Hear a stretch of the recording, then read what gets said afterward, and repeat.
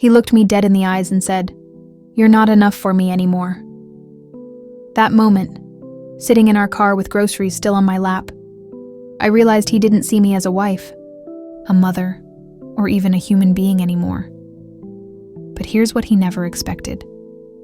I'd take his cruelty and turn it into the fire that rebuilt my life.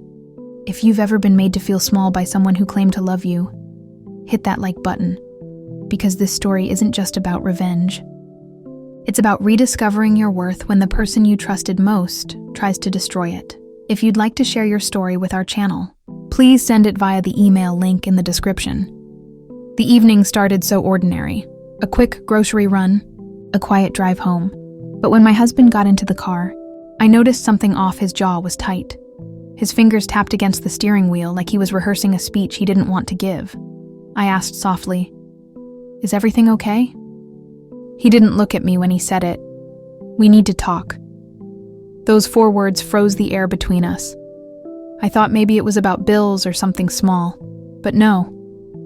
He launched straight into it, cold and practiced. I pulled the tax refund out of the account. "It's mine if you want money. Get a job." For a second, I thought he was joking. We've been married 8 years.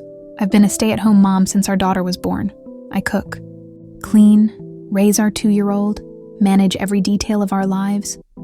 And now suddenly, I'm a liability? When I asked why he'd take money from our account, he smirked. "Because it's my money, you don't earn anything." It felt like being punched, not in the face, but in the heart. I tried to reason with him. I told him I'd just been hired for a part-time job last week. Something small, something to ease back into work while still taking care of our daughter. But instead of encouragement, he sneered. "A part-time job? That's not enough. You'll never make it on your own schedule."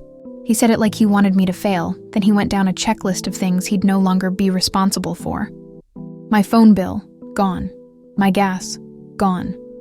The small things he used to buy me, even the random coffee on weekends, gone. He ended it with the words that still echo in my chest. "If you want it, earn it. I'm done carrying dead weight." I sat there, silent. The groceries I'd just bought, the food I planned to cook for his dinner, were still sitting in my lap. I remember the cold condensation from the milk carton dripping onto my jeans as he spoke. That's when he twisted the knife. He looked at me, scanning me from head to toe, and said, "And you need to lose weight. I have desires, you're not fulfilling them." I'd already lost 10 pounds in the past few weeks.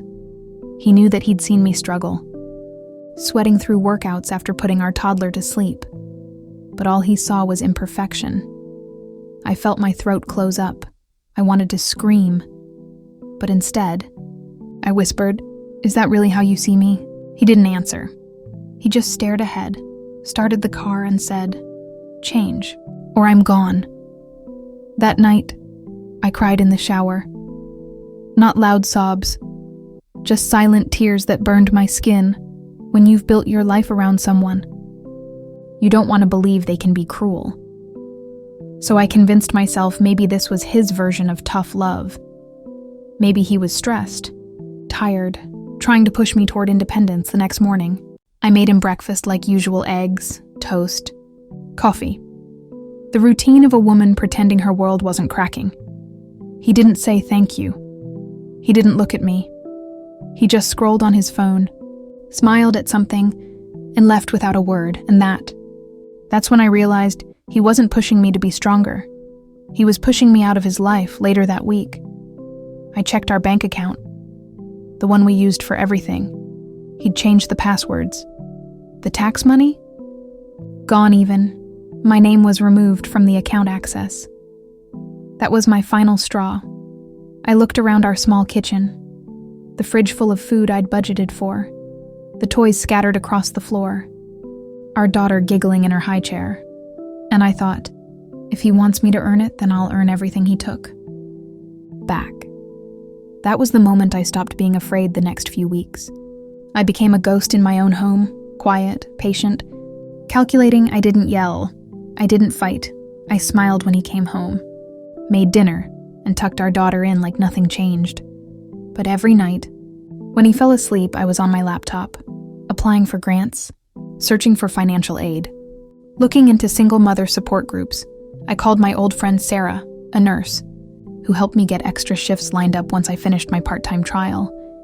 We made a plan I'd save quietly, collect documents, and secure childcare through a local support program in 3 months. I'd be ready to move out, and while I built my quiet escape, he started showing his true self even more. He'd leave motivational quotes lying around about earning your keep. He'd joke to his friends on the phone about how some people get too comfortable living off others. Let him talk, because every word was fuel. The day finally came when my first paycheck from my part-time job hit my new account. It wasn't much, but it was mine that weekend. I told him I was taking our daughter to my mom's for a few days. He barely looked up from his phone and said, "Good, maybe the break will motivate you." Little did he know, that break was permanent at my mom's house.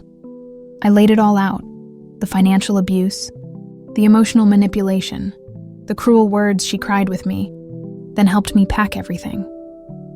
By the time he realized what was happening, my lawyer had already contacted him about custody and division of assets. He tried to call, text, beg, but his words were hollow. "We can fix this." I didn't mean it. "You're overreacting." No, I wasn't for the first time in years. I was reacting just right. When he came home and found the house half empty, he went ballistic. Neighbors said they could hear him shouting from the driveway. He texted me that I was ungrateful, that I'd destroyed the family. I replied with one message: "You told me to change or you'd leave, so I changed. And now you're the one left behind." Weeks later, when court papers arrived, his arrogance melted. He tried to negotiate. He even offered to start paying for things again, but it was too late. Every insult, every withdrawal, every cruel word was documented. The judge saw through him in minutes. He was ordered to pay spousal support and child support, both, and when he realized he'd have to keep paying the dead weight, he mocked. The irony nearly broke him. Now, months later, my daughter and I are in our own small apartment. It's not fancy, but it's peaceful. Every morning, I wake up before sunrise, sip coffee on our tiny balcony, and smile because the woman who once begged for scraps of respect now stands on her own 2 feet. Sometimes, when I catch my reflection in the mirror, I remember that night in the car, the groceries on my lap, his cruel words echoing, and I whisper to myself, "You were never the problem, you were just too strong for the wrong man to handle."